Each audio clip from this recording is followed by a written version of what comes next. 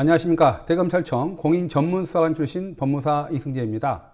현대 사회에서는 다양한 범죄가 발생하고 있으며 이로 인한 피해자는 피해 회복 등을 위해 국가기관인 경찰 및 검찰의 형사 절차를 통해 의존하게 됩니다. 대부분 경찰서에 고소장 등 제출을 통해서 피해 사실을 어필을 하고 있는데요. 수사기관인 경찰에서는 피의자에 대해서 혐의 없음 등의 이유로 불송치 결정을 할 경우 피해자 입장에서는 말로 표현할 수 없는 자괴감과 분노가 생길 것입니다. 따라서 경찰, 검찰에서 31년간 수사관으로 재직하 했던 법무사가 불송치 이의 신청에 대해서 간략하게 소개하는 시간을 갖도록 하겠습니다. 많은 도움이 되셨으면 합니다. 자, 불송치라는 것은 사법경찰관이 2021년 1월 1일 개정 형사소송법에 의해 갖게 된 수사의 결정 종류 중 하나로서 사법경찰관이 수사한 결과 사건의 피의자에 대해서 혐의 없음 등의 이유로 검찰청에 송치하지 않겠다라는 결정입니다. 자, 사법경찰관 결정의 종류에는 법원 송치, 검찰 송치, 불송치, 불송치에는 혐의 없음, 죄가 안 됨, 공소권 없음, 각하라는 종류가 있고요. 수사 중지 이송이 있습니다. 자, 경찰 수사의 중요성이 커졌는데요. 과거에는 검찰청의 검사가 모든 사건에 결정을 했습니다. 그러나 현재 사법경찰관이 직접 수사한 사건에 대해서는 경찰이 직접 혐의 유무를 결정할 수 있는 권한을 갖게 되었습니다. 따라서 사법경찰관은 피해자가 고소장 등을 제출하는 등 피해를 주장한 사건에 대해서 사실관계를 기반으로 수사를 개시한 후 증거 수집 등 면밀한 조사를 통해서 사건 수사를 하여 혐의 유무를 결정하게 됩니다. 따라서 사법경찰관은 수사 결과에 대해서 직접 결정을 하는 기관인 바 피해자의 입장에서는 경찰 수사의 중요성이 더욱 커졌다고 할 수 있습니다.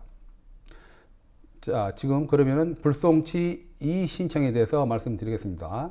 앞서 말씀드렸듯이 경찰 수사의 중요성이 크게 증대되었습니다. 그런데 사법경찰관에게 수사한 사건에 대한 결정 권한을 부여하였지만 입법 과정에서 다행히도 경찰 수사 결정을 견제할 수 있는 제도적인 규정을 두었습니다. 그 제도가 바로 불송치 이의 신청이란 제도인데요.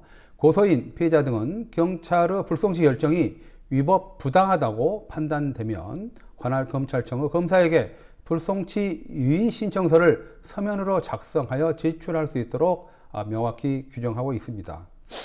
자, 불송치 이의 신청서를 경찰서에 제출이 되면요, 경찰은 불송치 이의 신청서와 사건 기록 일체를 즉시 검찰청의 검사에게 송치하여야 합니다.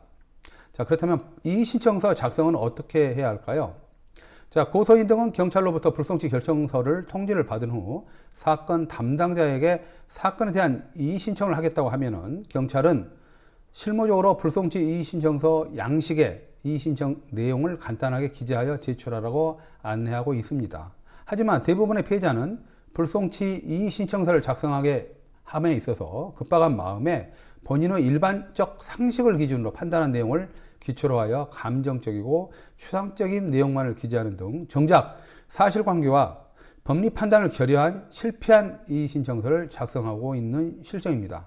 결국 이러한 이의 신청서는 한낱 종이 조각에 불과하여 실패한 이의 신청의 전형이라고 할 수 있습니다. 자, 그렇다면 작성은 어떻게 해야 할까요?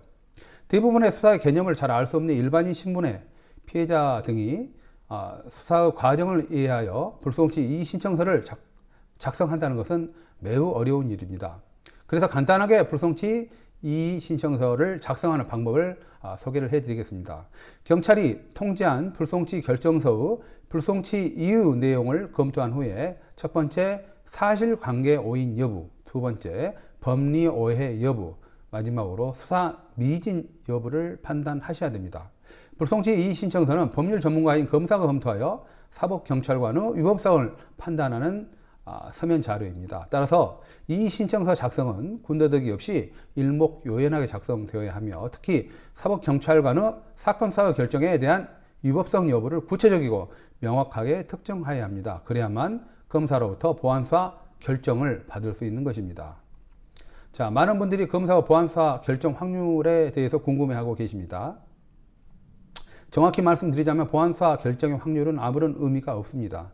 사건은 케이스 바이 케이스이기 때문입니다. 즉, 평생을 사건 현장에서 수사관으로 활동하였던 경찰, 검찰 출신 저 법무사가 사건 내용을 분석하여 경찰 수사 위법성 등을 정확하게 판단하면 검사로부터 보안수사 결정을 받을 확률은 확연히 높아지므로 안심해도 좋습니다. 그러면 비용도 비쌀 것이라고 생각하시는데요. 염려하지 않으셔도 됩니다. 법무사는 서민을 위한 법률 전문가입니다.